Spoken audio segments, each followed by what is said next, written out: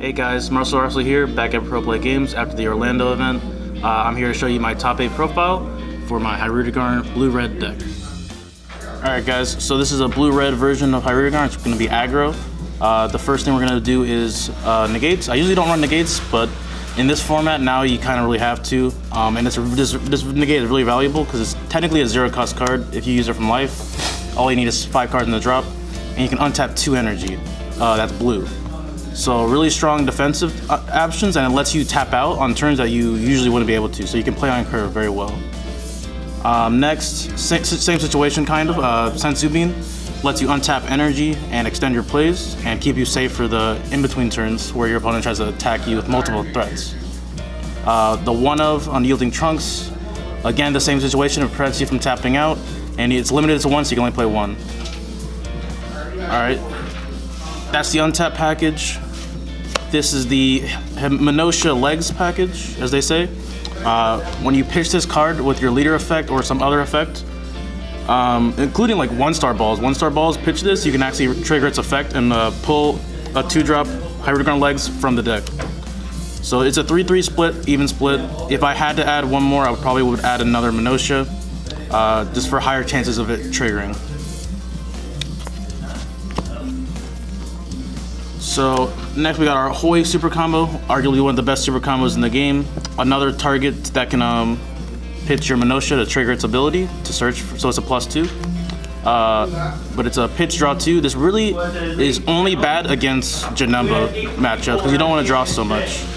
But outside of that, it gets you pieces that you shouldn't have gotten, essentially. It lets you out-combo things or add a lot of combo power by seeing a lot of cards and pitching things that are useless, like extra cards.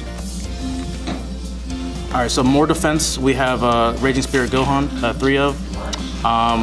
It was really useful for just producing battle cards against things like yellow decks that summon a little 1-drops and 2-drops like Bardox and stuff like that, and it can deal with it early in the game. And it also produces attackers when you're trying to go for game next turn. More defense and offense combo power. We got Unbreakable Super Saiyan. We chose the red one instead of the green villainy Cell because we can charge his energy because we're a blue-red deck. So that's why I played him. But if anything, the Dende deck is pretty popular right now, so the green one is more useful in that setting. But since I'm a blue-red deck, I need to be playing red energy, so I'll be playing this. Alright, so one of my favorite things to do with this engine here is the Toki Toki engine. You have 1 Toki Toki and you have 3 of the silver bullets, essentially, for this the game. The Toki Toki finds 3k power or less from the deck, and it's situational cards that you want to pick up. So it's essentially like having 2 copies of every card. Cronoa against obviously Brawly decks that try to use Shugesh. Kami if they overextend. This won me a few games, people just didn't expect it. They had a huge board of the apes and other 1-drops like Bardock and stuff like that on the board, and it just blew up their whole board instantly. Dende against ramp decks. I haven't really been seeing much ramp decks, didn't go against a single one all event, but if it ever pops up, I'll be able to deal with it. No, because I got 2 Pokemon after the Ace deck. Saiyan Kaba. So our red engine is our aggro finisher. This is what you use to get them to 5-3 and 2-0. That's the main turns that you use Kaba. You don't try to use it early game too much because it just gives them 2 cards for 1. So it's not necessarily a plus for you, but in certain matchups you kind of have to do that to rush them down. But 5-3 is definitely a good play, and for a 1 mana, it's pretty much a double strike Champa in of itself because it can go for game. 4 intensifying powered Trunkses. This is very useful in early game damage for critical, and comboing it with the double strike Champa makes it devastating to your opponent because they lose 2 cards and you only lose 1. 3 Digging Deeps. Really strong turn 3 play. Usually people leave you at 6 to 5 life, and on turn 3 you can push yourself to Awakening on that turn and deal with a 20k dual attacker. And if you give it Bean, it's 25 and it's for both attacks. So a really strong power play that you can use even late game. Going from 4 to 3 isn't that bad if you just try to get a lot of pressure out. with it as efficient as possible. And the big finisher for Seeing Hit. Lets you close out games. You can tap out on turn 4 if you have Unyielding or the Sparking Negate. And you can see their hand and pretty much mess up their next turn. This helped a lot against High to Mastery decks because you could see their High to Masteries and take them out. And they would have to just draw into them next turn to evolve their Path to Greatness. 2 Killzone in the main board. Just didn't want to get Bloodlusted. A lot of effects are really useful if they don't get Bloodlusted, so we just run 2 of that. 3 Champas. You really need to win the game from 2 to 0ing people, and potentially 4 to 0ing people. So giving Double Strike crit to your Intensifying Power Trunks is a very common play in the early game, and finishing them with like a leader swing with Double Strike Champa is really good for the late game. So that's why I run 3 instead of 2 that I usually do. And also it's red, so it's red energy. The last 3 are my Overwhelm package. Dimensional Banisher Fu for those apes. Literally the 6-drop Baby Ape and the Bardock Ape from the Brawly deck. This just warps them. There's no cost requirement, it just warps any battle card. Of course it does, if the Baby Ape comes into play, it'll die, but I summon something else usually to play like a Cronoa or something just to bait it out, and then I kill it and I'm able to attack with Double Strike.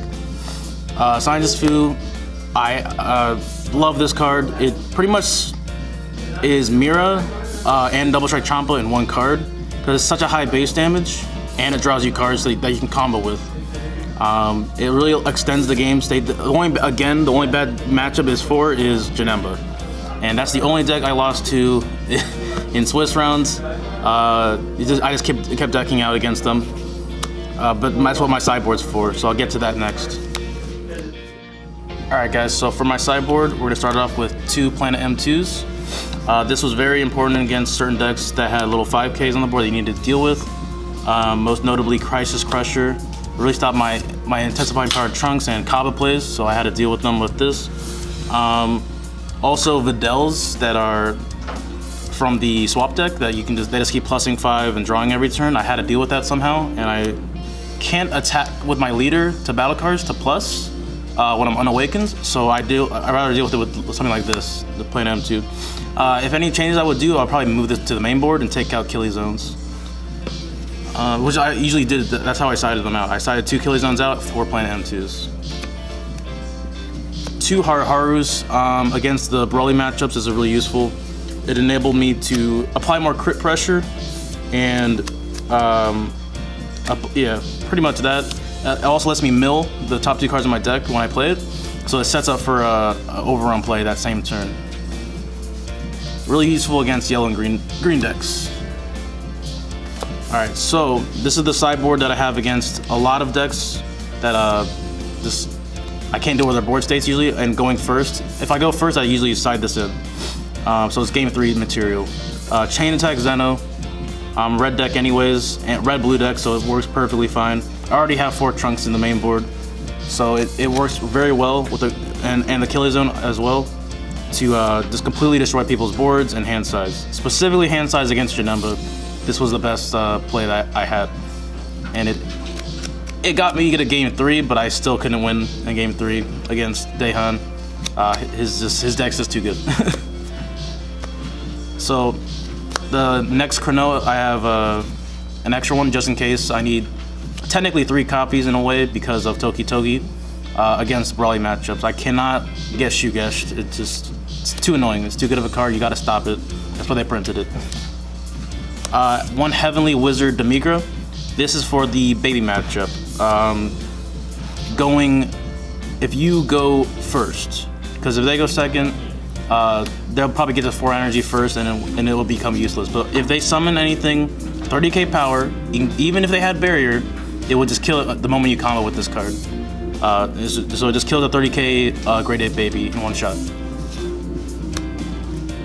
Another Dimensional Banisher Fu for the same matchup. Also, I added this into I sided this more into when I was playing Janemba because it didn't draw me cards and it was still a double striker. And since they stack my drop area every turn, I'm able to overrun every turn, so I need more targets to overrun. So that's why I play that.